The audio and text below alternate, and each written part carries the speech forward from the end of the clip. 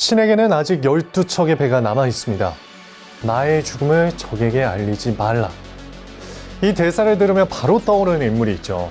바로 대한민국 국민이 가장 존경하는 인물로 꼽는 한 사람, 충무공 이순신 장군입니다. 1592년부터 약 7년간 이어진 임진왜란을 승리로 이끌며 세계전사에 독보적인 기록을 남긴 장군이기도 한데요. 그런 이순신 장군의 승리를 떠올릴 때면 떼놓을 수 없는 한 가지가 있습니다. 바로 거북선. 배 앞머리에 달린 용머리, 철갑으로 둘러싸인 천장, 선체 양옆에 달린 포, 과거에 사용했던 5원짜리 동전이나 500원짜리 지폐에도 거북선의 그림이 들어가 있었다고 하니 대한민국 국민이라면 누구나 거북선의 모습을 떠올릴 수 있을 것 같은데요. 그런데 사실 우리가 알고 있는 거북선의 모습은 진짜가 아닐 수도 있다는 것 알고 계셨나요? 임진왜란 당시 조선 수군의 식무기로 등장해 왜군에겐 공포심을, 조선인에겐 자긍심을 준 거북선인데 왜 거북선의 진짜 모습은 우리가 정확히 알 수 없다고 하는 걸까요? 누구나 한 번쯤은 혹해봤을 사라진 보물의 행방부터 미스테리한 전설까지 모두 파헤쳐보는 인디아나 존스. 저는 김준상이고요. 오늘은 거북선에 대한 소문을 파헤쳐보겠습니다.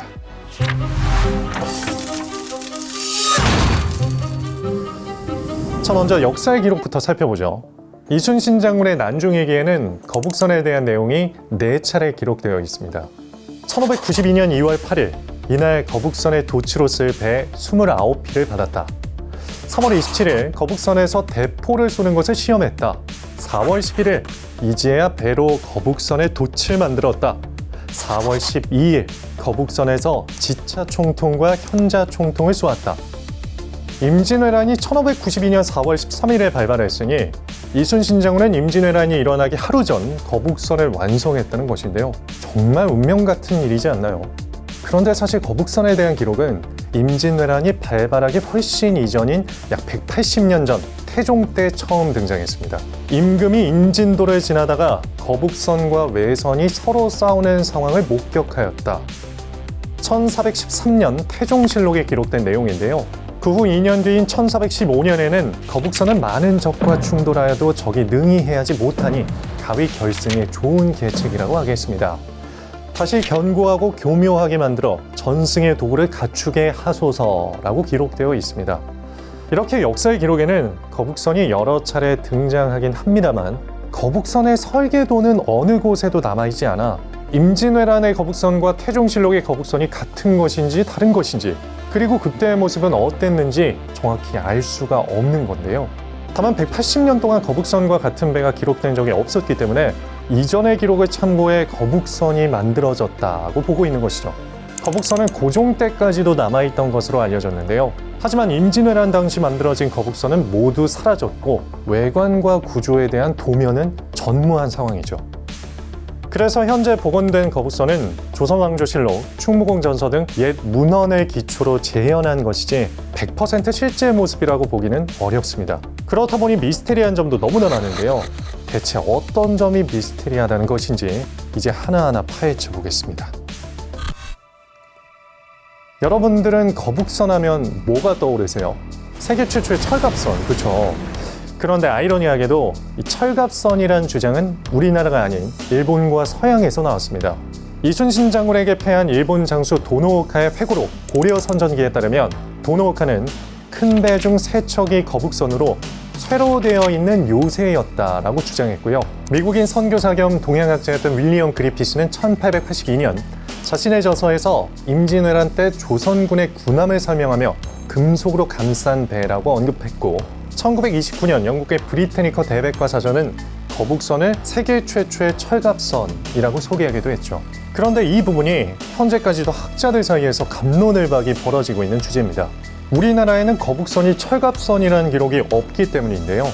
이순신이 직접 기록한 장계, 당포 파회 병장에서는 신이 일찍부터 섬 오랑캐의 침략을 염려해 특별히 뒤선을 만들었습니다. 앞에 용두를 설치해 아가리로 대포를 쏘게 했습니다. 등에는 쇠꼬챙이를 꽂았으며 안에서는 밖을 내다볼 수 있으나 밖에서는 안을 엿볼 수 없게 했습니다. 라고 기록했는데요. 보시는 것처럼 쇠꼬챙이에 대한 언급만 있을 뿐 철갑선이라는 기록은 남아있지 않죠. 그렇기 때문에 학계에서는 거북선이 철갑선이 아니었으리라 추측했는데요. 철갑선이었다면 무게중심이 흔들려 전복될 위험이 있고 기동성이 떨어진다고 주장하기도 했습니다. 역사학자이자 1908년 이순신전을 쓴 단재 신채호 선생도 조선상고사에서 최초의 철갑선이면 자랑스럽겠지만 철갑선이 아닌 걸 맞다고 할 수 없다고 기술하기도 했죠. 하지만 거북선이 철갑선이라는 주장도 꾸준히 이어지고 있는데요. 철갑선이 아니었다면 왜군의 화공을 견디지 못했을 것이고 조선시대 성문처럼 나무에 얇은 쇠판을 붙이는 방식이라면 무게에 문제가 없다는 것을 근거로 들고 있죠. 거북선의 미스테리는 또 하나 있습니다. 바로 내부 구조인데요. 우리가 익히 알고 있는 거북선은 2층 구조의 모습이죠. 이 구조를 최초로 제기한 것은 선교사 출신 문화연구가 호러스 크랜트 언더우드였습니다. 1930년대 언더우드는 선조 수정실록에 남아있던 거북선의 기록을 보고 흥미를 느껴 2층 구조의 거북선 모형을 만들었고요. 이후 언더우드의 2층 거북선 모형은 정설로 자리 잡은 건데요. 그런데 여기에는 치명적인 문제점이 있었습니다. 언더우드는 거북선 모형을 제창할 때 서양식 수평노에 따라 만들었는데 거북선의 노는 조선식, 즉 위에서 노를 젓는 방식이었던 것이죠. 따라서 거북선이 2층 구조였다면 1층에 선실이 있고 2층의 전투 공간과 노를 젓는 공간이 합쳐지게 된다는 이론이 나오게 됩니다. 쉽게 말해 노를 젓다가 노를 빼고 그 구멍에 포를 설치해 공격해야 한다는 것인데요. 누가 봐도 비효율적일 뿐만 아니라 사격하면서 이동하는 것이 불가능해지니 전투력에서도 큰 손실이 나겠죠. 때문에 학자들은 언더우드의 2층설을 반박하면서 3층설을 주장하기 시작했는데요. 2004년 결정적인 단서가 등장하게 됩니다. 바로 미국 뉴욕에서 공개된 한 고서화였죠. 가로 176cm, 세로 240cm 크기의 대형 비단천에 그려진 이 그림에는 3층 높이의 거북선이 그려져 있었는데요. 그뿐만 아니라 무기를 점검하는 병사들과 보급품을 나르는 민간인 등 실제 해전에서 있을 법한 풍경이 구체적으로 묘사되어 있었습니다. 또 기록에 따르면 사면을 판옥으로 꾸미고 형상은 거북 등 같으며 쇠못을 옆과 양머리에 꽂았는데 외선과 만나면 부딪히는 것은 다 부서지니 수전에 쓰는 것으로는 이보다 좋은 것이 없습니다 라고 하는데, 이를 봤을 때 거북선은 판옥선을 개조한 것이 아니냐는 추측이 나오는데요. 당시 판옥선이 3층이었기 때문에 거북선 3층설에 힘을 실어줬죠. 하지만 이 가설에도 문제가 있었는데요. 공개된 그림 속 무기와 의복들을 봤을 때 18세기 이후의 가능성이 있다는 점, 3층 높이의 판옥선에 그대로 지붕을 씌운다면 무게중심이 높아져 기동력에 큰 허점이 생길 수 있다는 점 등이었죠. 이런 주장들 때문에 학계에서는 여전히 논쟁이 이어지고 있는데 그 진실은 결국 아무도 알 수 없는 상황이죠. 학자들은 오랜 논쟁을 끝내고자 바다 밑에 가라앉아 있을 수도 있는 거북선 발굴을 계속해서 시도했는데요. 하지만 바닷속에서 거북선이 발견될 가능성에 대해서는 전문가들도 의견이 나뉩니다. 일각에서는 새로운 기술과 첨단 장비의 발달로 과학적인 방법을 동원하면 발굴 가능성이 있다고 주장하기도 하지만 아예 인양 자체가 불가능하다는 주장도 있습니다.